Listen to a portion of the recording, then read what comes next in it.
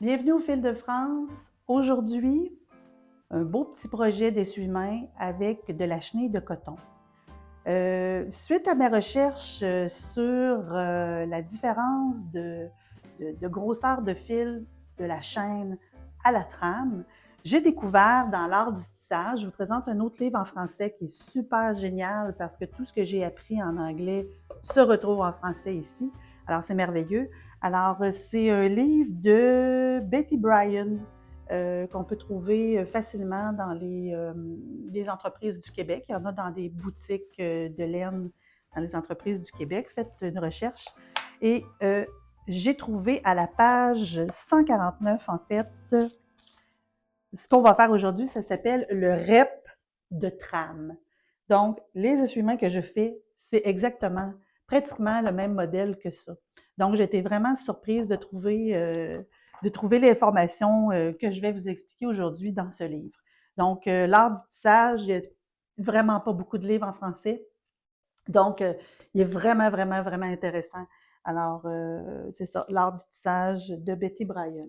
Donc, prenez-vous un papier et un crayon, parce qu'ici au tableau, j'ai inscrit le modèle de l'essuie-main. Donc, vous avez du fil 2,16 qu'on a ourdi ivoire. Alors, moi, j'ai fait une mesure de 16 par 25, mais faites la mesure que vous voulez. Vous pouvez avoir 18 pouces finis, 15 pouces finis. Allez-y selon vos mesures à vous. Mais moi, c'est 16 pouces par 25 pouces. Vous faites vraiment la longueur que vous voulez. J'ai monté 6 verges et demie. Vous montez la longueur que vous voulez, mais mes essuie-mains, en moyenne, ont 25 pouces de tissage. Donc, vous ajoutez, vous allez ourdir 280 fils plus 2 fils de soutien parce qu'on va faire du surgé. 15 fils au pouce. On va prendre 1,15 €, un fil en peu. Pour celles qui ont simplement 1,12 €, faire la conversion pour 2 en peu. Donc, quand vous arrivez avec votre roue. Pour les pédalages, notez qu'on va pédaler 1, 2, 3, 4. Donc, ça, c'est du natté, en fait. En fait, pour faire les essuie-mains, c'est des pédalages, un des pédalages qui est vraiment super bien parce que quand on fait un fil mince, qui va être du 2,16, avec le fil de chenille de coton qui est 2, 3 fois plus gros que le fil de chaîne, mais là, à ce moment-là, ça va bien recouvrir la chaîne et en faisant 2 contre 2, ça recouvre super bien. Et on le voit un peu, le fil de chaîne, mais très peu. Donc, ensuite, on va faire le pédalage 1, 2, 2, 3, 3, 4, 4, 1 pour faire les essuie-mains. Donc, voici le patron. Voici la chenille de coton. C'est sûr que j'ai plusieurs couleurs. Il se vend en plusieurs couleurs et puis ça recouvre super bien et moi, j'adore vraiment tisser avec de la chenille de coton. Premièrement, j'ai fait plusieurs tests et puis ça a donné vraiment de beaux résultats. C'est parfait pour la cuisine quand vous cuisinez avec votre essuie-main en chenille de coton. On dirait que le coton, on a fait des tests et puis le coton, il vient pas tremble. Souvent, on va avoir les mains mouillées ou on va cuisiner beaucoup, puis là, on va s'essuyer les mains souvent, puis non, l'essuie-main reste vraiment, ben, c'est sûr qu'il vient trempe à un moment donné, là, mais avec l'épaisseur qu'il y a, c'est vraiment très bien pour la cuisine. En tout cas, c'est en grosse demande ces temps-ci. Donc, alors, c'est ça la chenille de coton, en fait, pour celles qui ne savent pas de quoi je parle.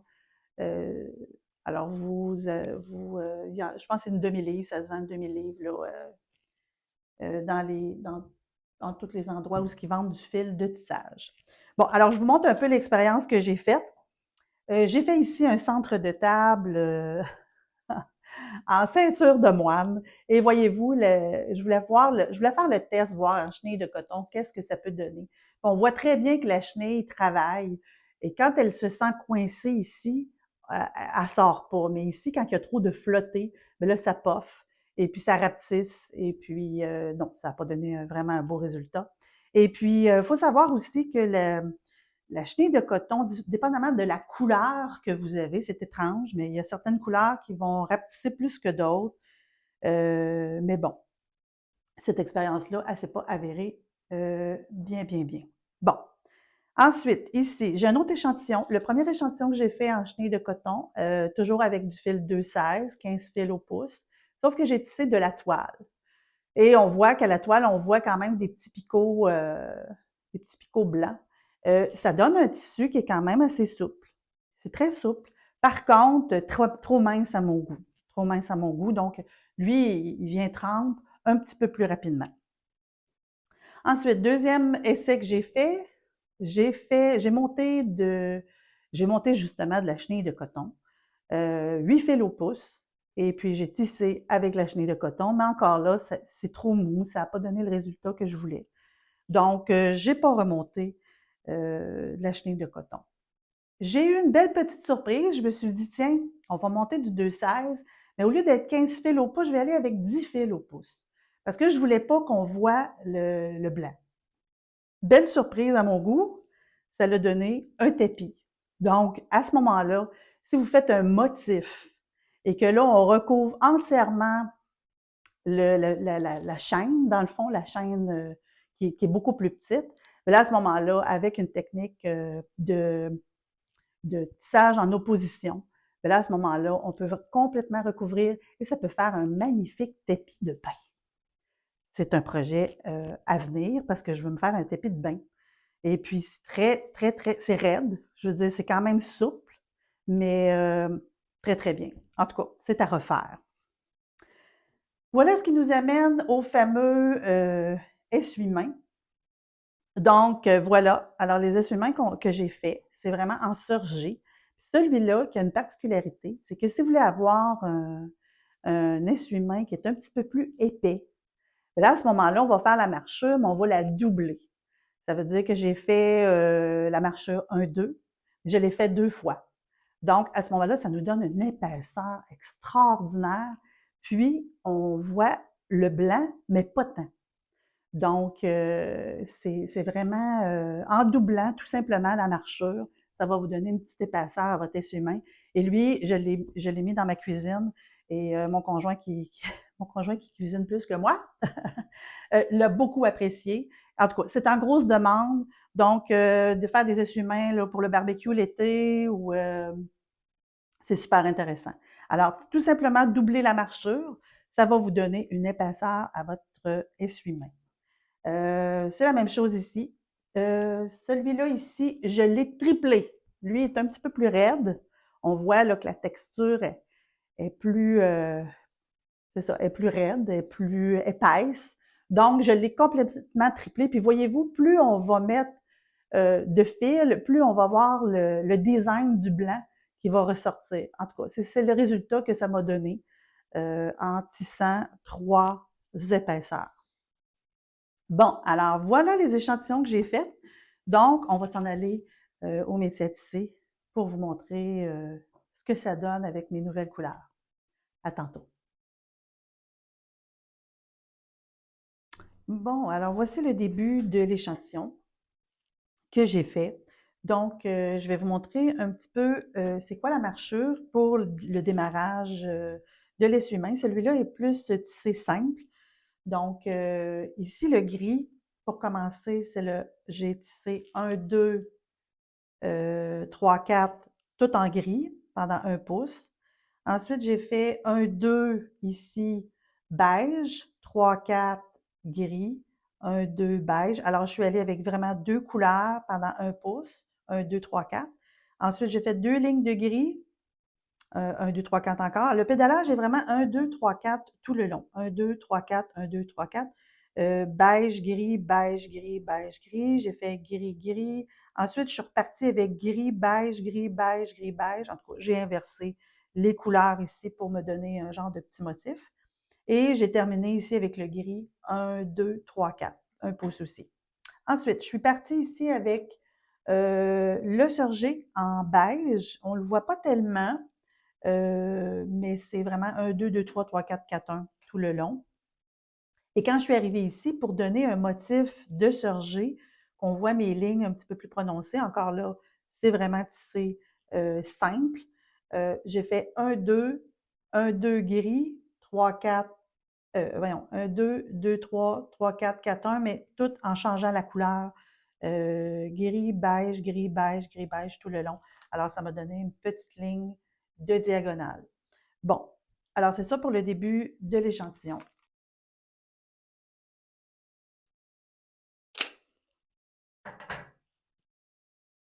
Fait qu'ici, on va démarrer, on va démarrer un petit peu de rouge en surgé doublé. Donc, je vais faire 1, 2, 1, 2, une autre fois.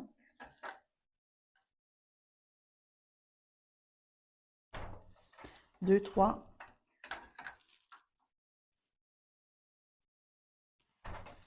2, 3.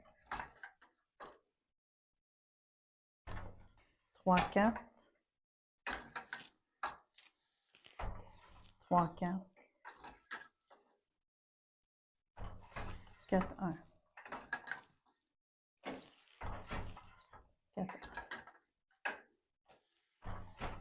On recommence une autre fois. 1, 2, 2 fois. 2, 3.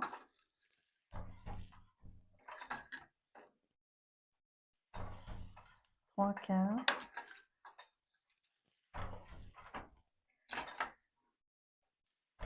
4, 1. Alors, sur le métier, on voit une belle diagonale, on voit du blanc. Par contre, quand vous allez laver votre essuie-main, vous allez voir, la chenille de coton va faire son travail, elle va gonfler et puis le blanc va paraître beaucoup moins. Bon, alors on va insérer une deuxième couleur. Alors, on repart avec un 2, 2 fois, et je vais insérer 2, 3, je vais insérer le blanc, le ivoire. C'est à l'infini, vous pouvez vous amuser tant que vous voulez avec différentes sortes de couleurs, avec 2 fils, un fil. C'est vraiment, c'est difficile de vous donner des patrons, c'est vraiment, à l'infini, toute la création que vous pouvez faire avec vos essuie-mains. Donc, 2, 3, 3, 4, 2 fois, 4, 1, 2 fois.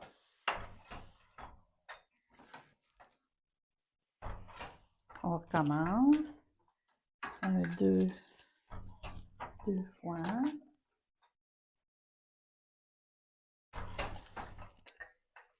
2, 3, 2 fois.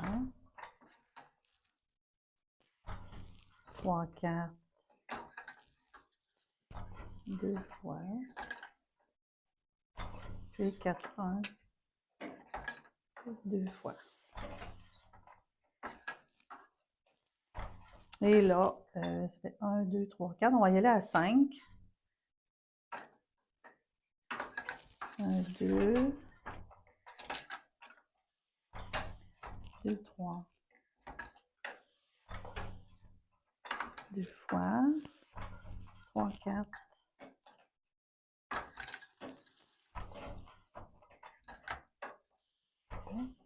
Et 2 fois le 4, 1. Et voyez-vous, en faisant le surgé, j'ai toujours 2 fils contre 2. Alors, quand le fil va couvrir les 2 fils, bien, j'ai vraiment un diagonale, donc ça ne me donne pas un entrecroisement avec la toile. On voit qu'il y a un léger flotté. Puis la chenille de coton, on dirait qu'elle a de la facilité à se placer au niveau du tissage quand on fait le surgé.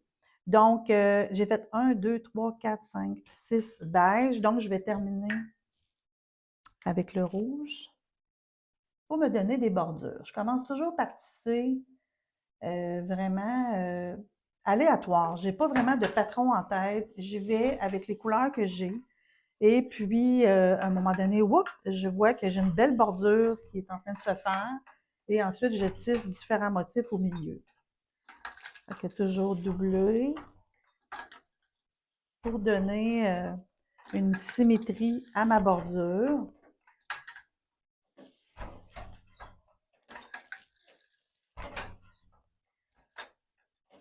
Fait que comme je vous disais, on double, mais on peut tripler aussi, faire 3 allers-retours de couleur pour donner une épaisseur. Mais doubler, moi, je trouve que c'est génial.